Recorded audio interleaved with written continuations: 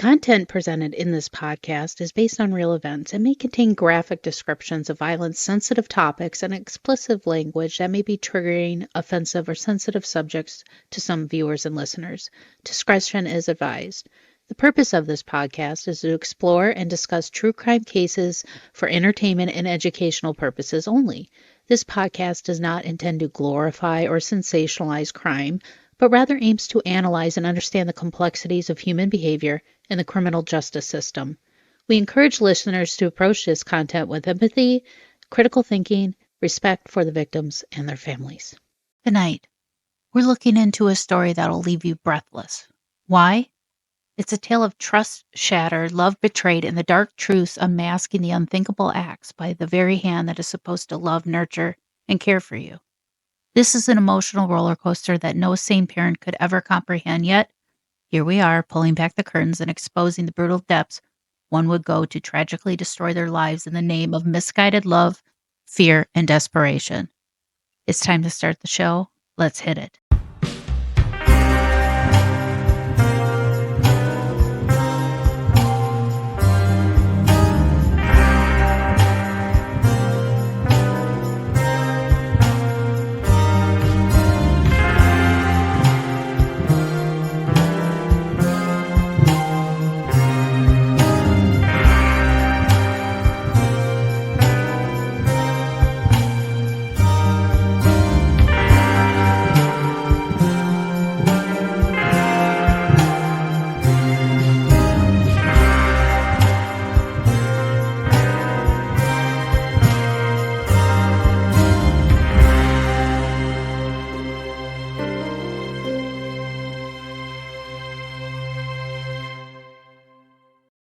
Hi, and welcome to another episode of Mysteries, Mayhem, and Merlot. I am your host, Winnie Schrader. And the reason why I wanted to take a look at this case of Jennyann, being a mother myself, I know that I do everything in my power to try and protect my kids. Hell, half the time being a parent, you're spending the majority of it trying to keep them alive.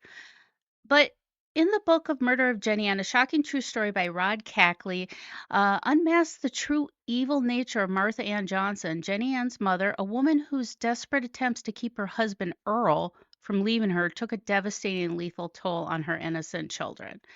So I felt like it was something that I needed to talk about because being a mother, I can't wrap my head around harming any child, but especially my own. So the reason why I wanted Rod to come on to shed some light on this case to kind of get a better understanding of why a mother would do this to her children and just think that that is just a normal way of motherhood, maternal instinct, and that it's she should have never had children. But anyway, welcome to the show, Rod. Hi, thanks, Winnie. I appreciate it.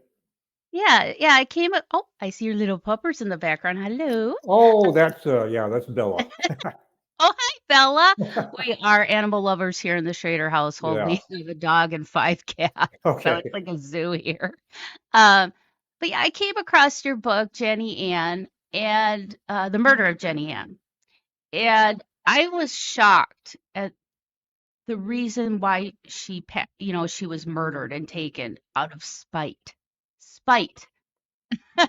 And so if you could kind of shed some light on this case, because I don't know if a lot of people know about this, but it's horrific on what this mother was doing. So if you want to go back to Martha's beginnings of, and she was married a lot too, so maybe her first marriage.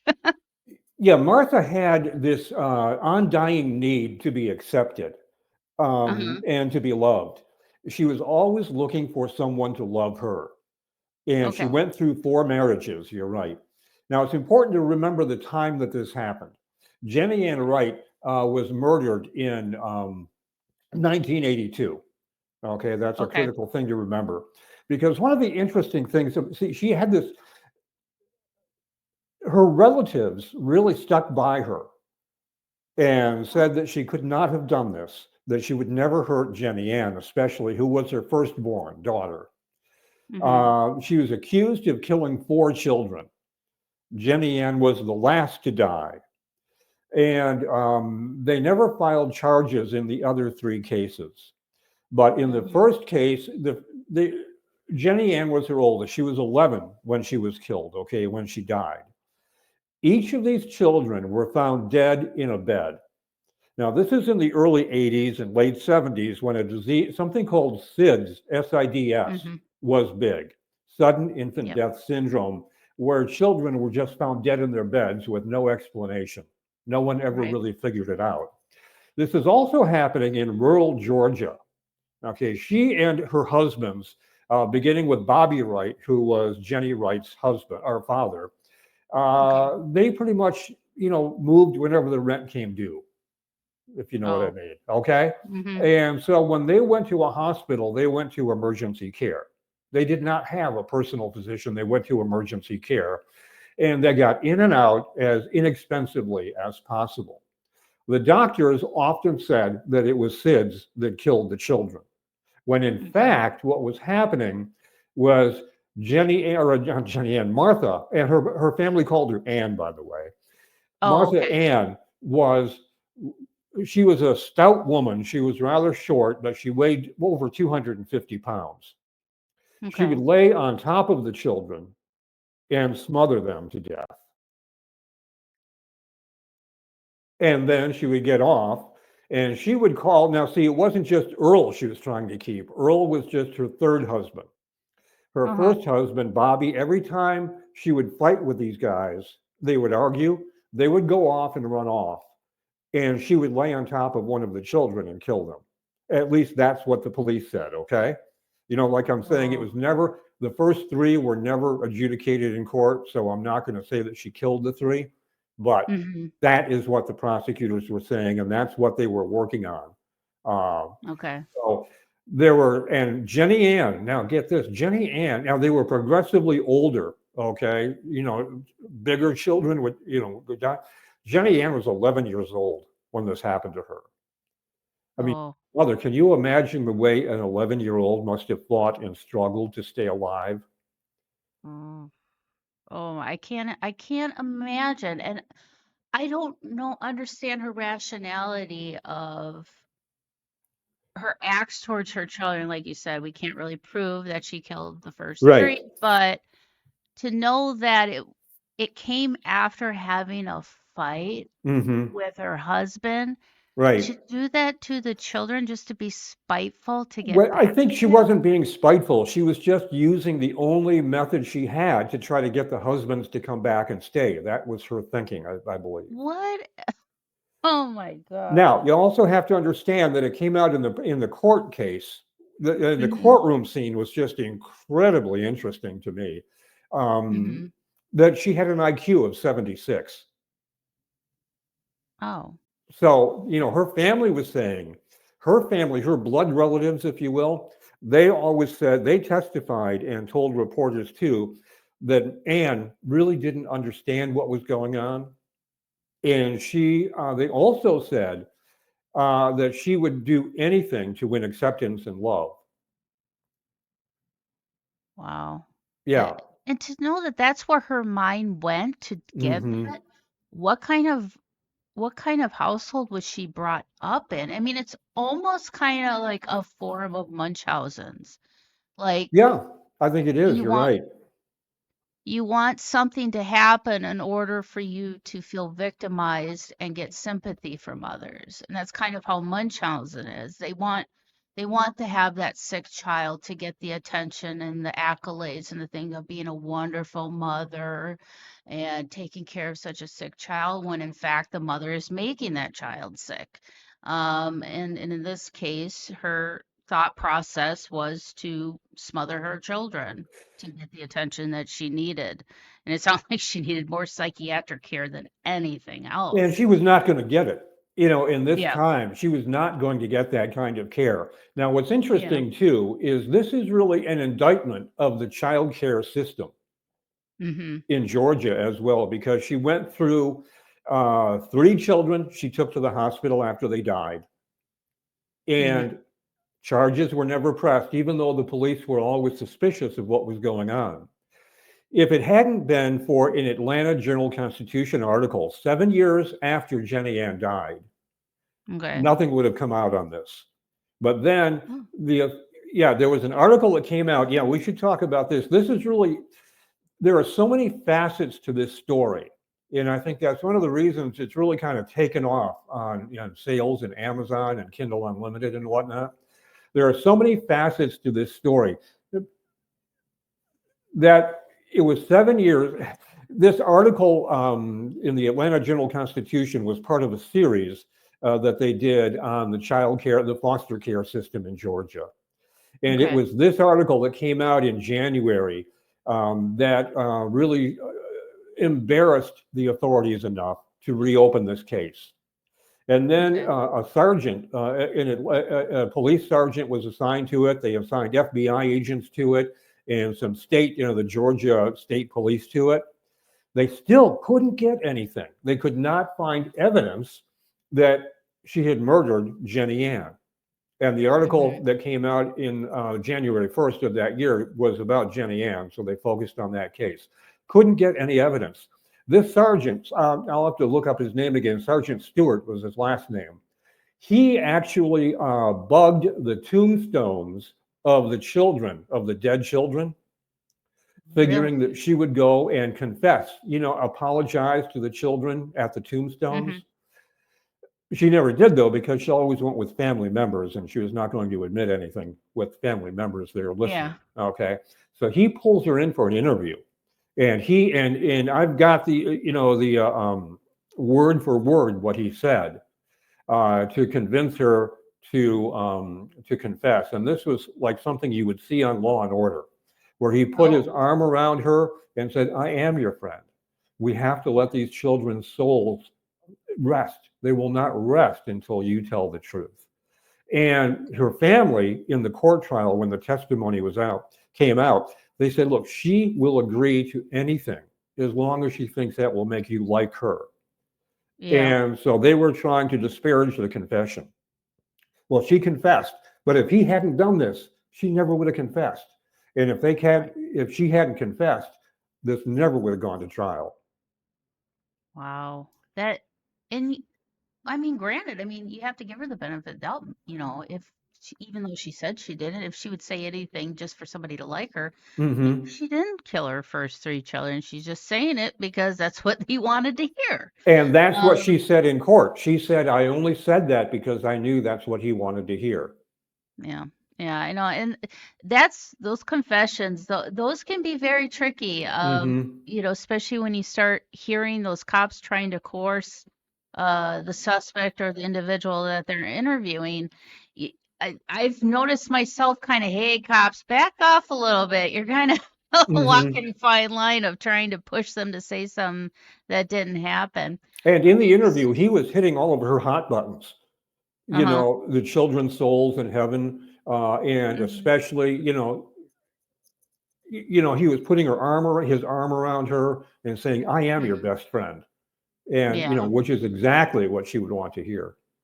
Right, right. Now with Jenny Ann's death, was she smothered in the same fashion as the younger children were? Yeah, and they're thinking that she might have given her some drugs too to make her feel bad, to make her feel sick. Okay.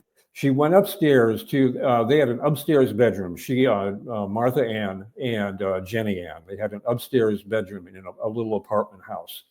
Um, Jenny Ann, after they go to bed, Anne tells her just to get some sleep. And then a few hours later, she walks into Jenny Ann's room to check on her, and a chill sweeps over her. Jenny Ann is laying still. Her face is ghostly pale with a thin line of foam trickling from her mouth.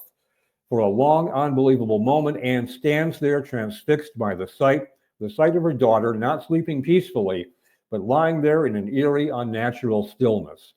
Anne's Hmm. first thought was not of fear or horror, not even of grief. Her first thought was practical. She needed help, someone to tell her what to do next. She picked up the phone, dialed her neighbor from upstairs, Bonnie Brown, and goes to the bedroom and asks what's wrong. Or on the phone, she says, "What's wrong?" Finally, she says, "Jenny Ann wet the bed." And so Bonnie goes to Anne's apartment to find her, and she finds Jennyann laying on her mother's bed, a small, lifeless body sprawled across the sheets, wearing a Let's Boogie t-shirt. And there's like this foam, slightly dried, still stubbornly clinging to her lips. And shows no emotion at all. That's one thing the police, a Georgia police officer, a Clayton County, Georgia police officer, Lewis Turner, seen a lot of heartbroken parents in his time in the emergency room. He couldn't believe how cold Anne was and how detached she seemed to be from the whole thing. And Mhm. at one point in their short conversation, turns to the officer and says, "If I were two people and this other person hurt their kids, would I go to jail?" Turner looks at her and just says, "Yes." Now, that's something that came out in the trial and is an Hmm. example of the kind of person they were dealing with here. Yeah. It's almost like, yeah, she was trying to set herself up. Was she kind of alluding like a split personality thing? I Yeah, mean, she, maybe. I don't know. uh, Or maybe she just turned it off. Or maybe wow. it was a split personality. I hadn't thought about that, to tell you the truth, Winnie. I don't know. Oh, yeah, because it's almost like, because she's like, basically, if the same person, two different people, Hmm.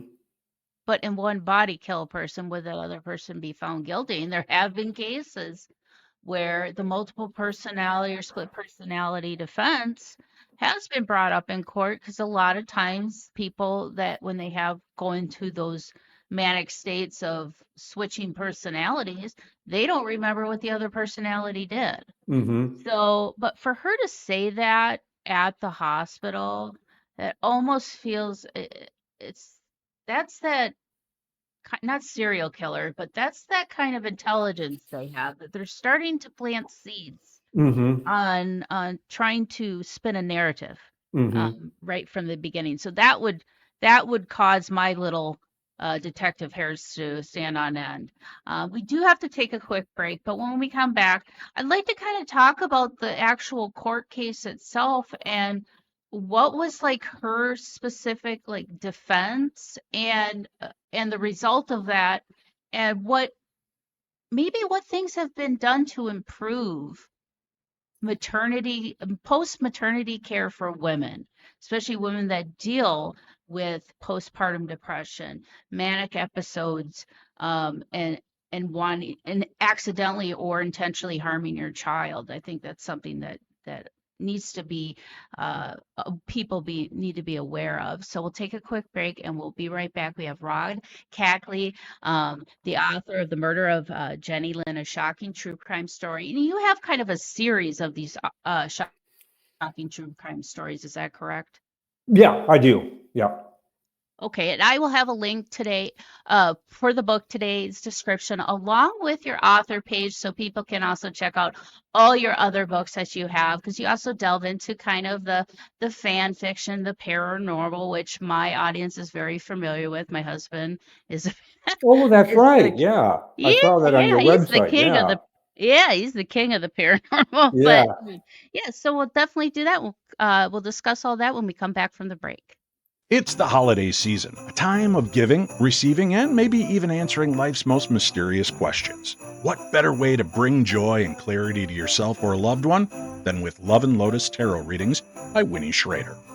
This December, give the gift of insight, empowerment, and a little holiday magic. Because when you buy one tarot reading, you get one free. That's right, buy one, get one free all month long. Whether you're curious about the past, seeking answers in the present, or wondering what's in store for the future, Winnie's loving, empathetic, and accurate tarot readings are the perfect way to connect with what matters most. Choose a cozy phone reading or a face-to-face video session, perfect for this festive time of year. Visit www.paranormal60.com and click the Love and Lotus tab to learn more and book your readings. Again, that's www.paranormal60.com. Click the Love and Lotus tab. This December, the best gift is to give and receive with Love and Lotus Tarot readings by Winnie Schrader. Don't wait, book your readings today and make this season truly magical. Okay, and we're back from the break. I have Ron Kackley, the author of The Murder of Jennyann, a shocking true crime story. And we kind of alluded to the before the break, talking about the court case and the testimony, especially from, you know, people that were in the know, like one of her exes and things like that. So during the court case, what was kind of the defense's, I guess, strategy, and how did the prosecution kind of showcase her psyche and how manipulative and unhinged that she really was? Robert Keller, the district attorney here in Clayton County, said, "Ladies and gentlemen," to the jury, "ladies and gentlemen, what we have here is a mother who time and time again found herself at the center of death's vortex." He leaned into his words. He drew the jury's attention. "We will show you a pattern, a dark, chilling pattern. Each child's death happened after a fight between Anne and her then husband, Earl Bowen. A fight Okay. after which Earl would storm out, leaving Anne alone with the children." Okay. That's quote No. unquote, that's a quote from what he said. In contrast, the defense attorney, Colin McDonald, who was a pro bono attorney, Okay. he began by saying, "Ladies and gentlemen, I urge you to look beyond the sensational story. Anne Wright is not on trial for every sorrow and tragedy she's experienced. She's here today because of one case, one life, one death, her daughter, Jennyann. That's what Mhm. we are here to consider. Not the grief, not the marital disputes. We are here to decide whether or not she's guilty of a single tragic event." So, see, he's trying to, the prosecutor there, Keller, is trying to show this as a pattern. This is the end Mhm. result of a pattern of murder. Where McDonald, the defense attorney, is saying, no, this is about one case here, not every other case. It's just this one case. Okay. And so you said like, so they would fight and then Earl would take off and go to Stanley's. Now, how is Stanley tied into this family, or yeah, how is he tied in with Earl and Martha and connected to all this According to what I madness? was able to find out in my research, this is taking back in the late 80s and early 90s, okay? And Okay. so the way this kind of thing was described in a newspaper, totally different than it is right now. He was Yeah. described several times, they were described several times, Earl and Stanley, as having a homosexual relationship, quote Okay. unquote. And so that's what we had. Now, Earl and Stanley, every time Earl and Anne would fight, Earl would run to Stanley's house and one of the children would die mysteriously. Oh. Now, there was a time, according to Stanley, this is what he testified in court, when Anne called Stanley's house knowing Earl would be here. And she told Mhm. Stanley on the phone, either Earl comes home or something's going to happen to one of the children. That Whoa. was Stanley's testimony in court. Okay. Wow. Earl and Stanley knew something was going on wrong here, and especially Stanley. He was really Earl had this, it was a relationship that he had with Anne, okay, Martha Mhm. Ann. And I call her Anne because that's the way her family seemed to, describe her. Earl had a relationship with Anne. I mean, no Mhm. husband, no father really wants to believe his wife, estranged as she may be, was killing their kids. Okay, so Mhm. Stanley was the one that said, look, you got to listen up here. Something is wrong. This should not be happening. This is happening more than to be just coincidental. And so Yeah. he really pushed it. And they together talked to the police and talked to the district attorney's office and tried to get action on this. But nothing happened until that Atlanta Journal Constitution article came out 7 years after Jennyan's death. And McDonald, Ann's attorney, he made that point in court. He said, look, nothing, this is 7 years after the fact that this is happening. This would not be happening if it hadn't been for that article written and published 7 years after Jennyan's death. He said, and this so-called confession the prosecution wants to parade before you, it's the words of a woman who's been manipulated by authority, a woman easily swayed to say almost anything. Wow. And later in the case, a couple of days later, she would disavow the confession.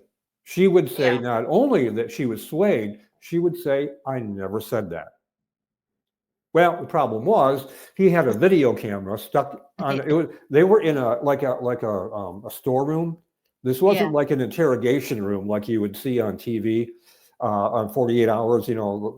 This was a storeroom with Okay. shelves and junk up, boxes up on the shelves and that kind of thing. And there was a video camera stuck up on one of the shelves, and that was Okay. recording everything she was saying.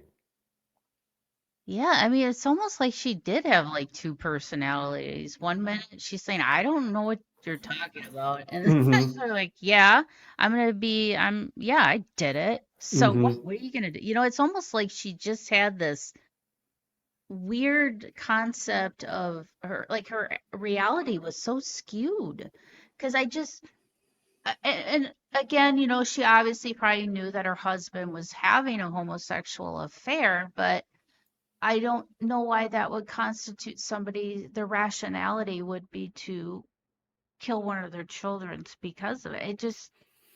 I don't understand. And yes, during that time, mental health Hmm. was like non-existent.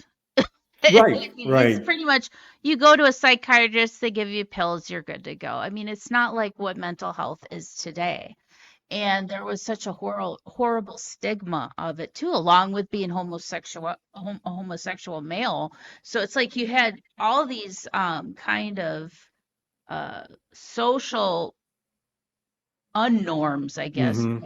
I don't know what else to call it, but like, mental health, homosexuality, those are things that were always kind of taboo, pushed under the rug, hidden away from society.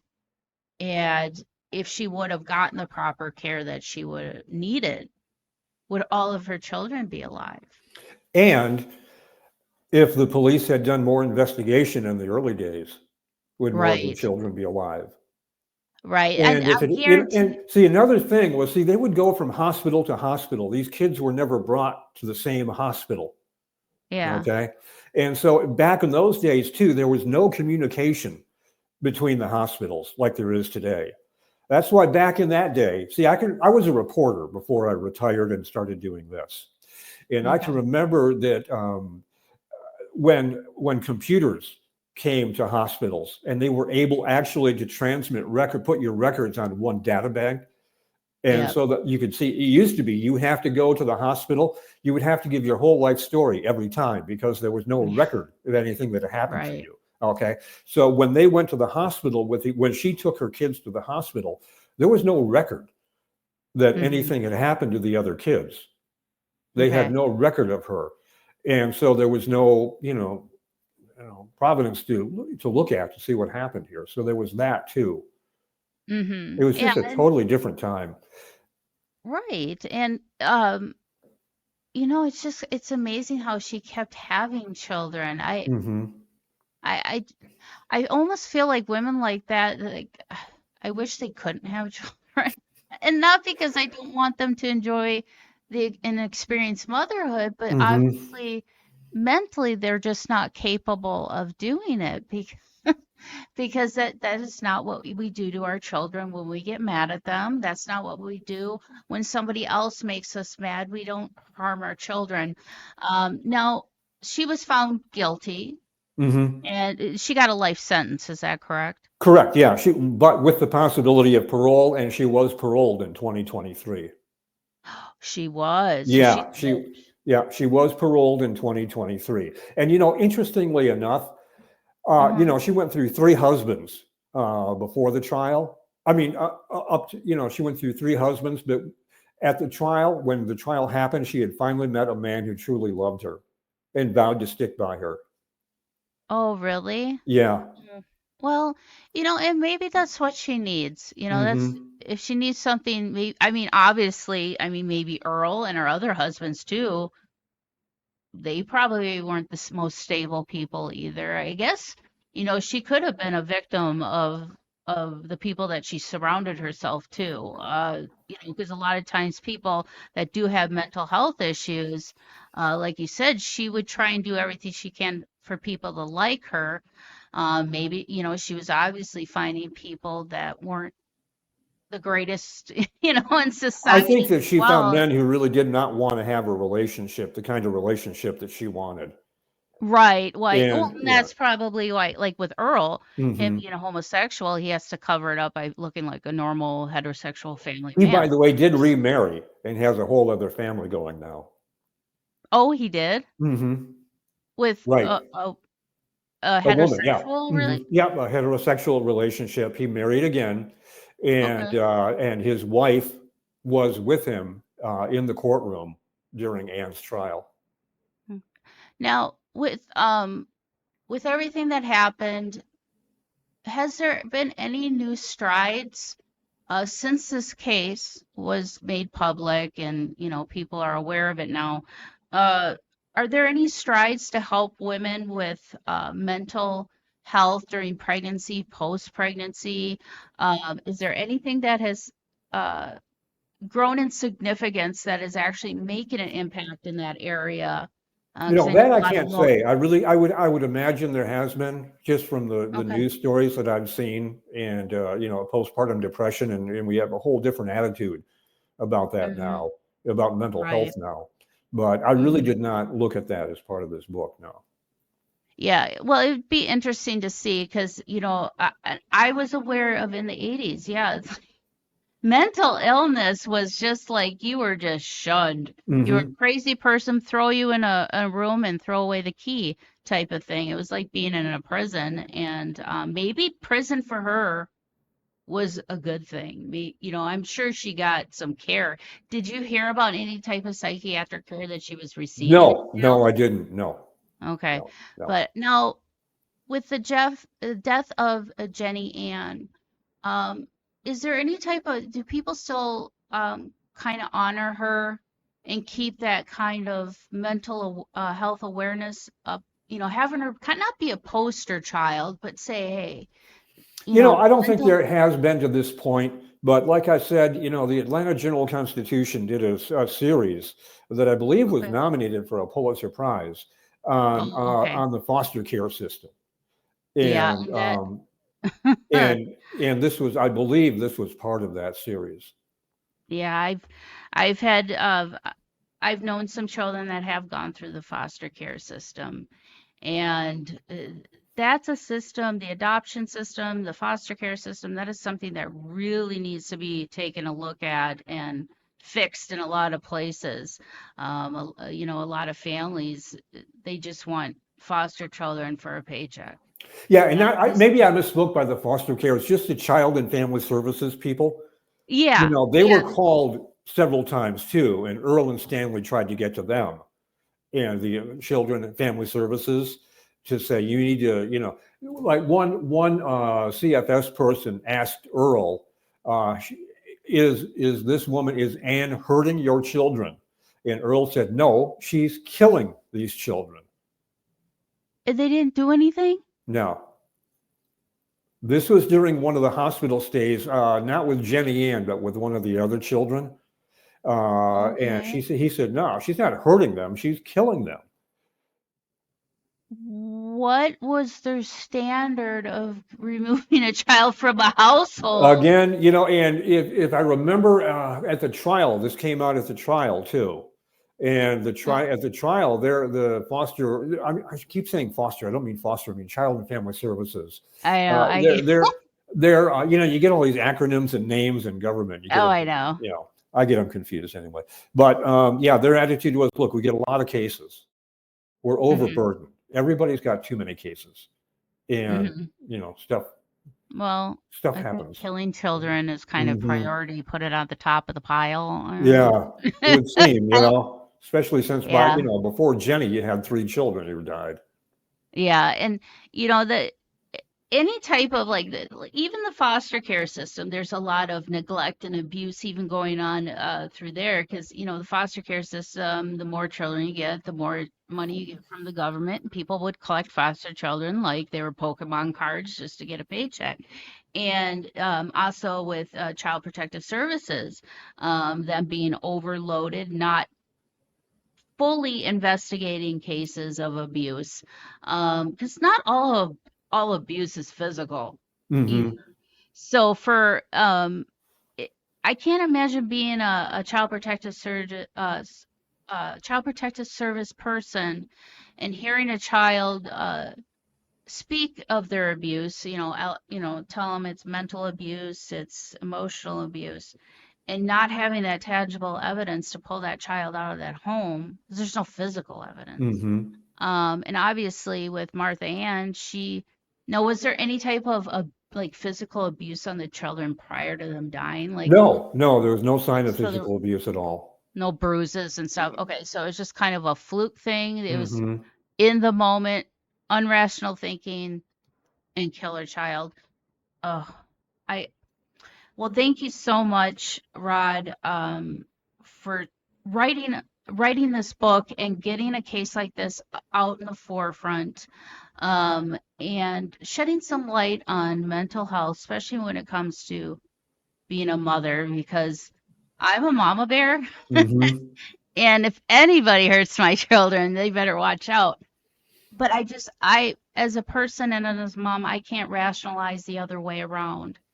And obviously, mentally, she was not okay. She probably should have never had children because Hmm. mentally she couldn't handle it. But I appreciate you taking the time to pick these stories out of history.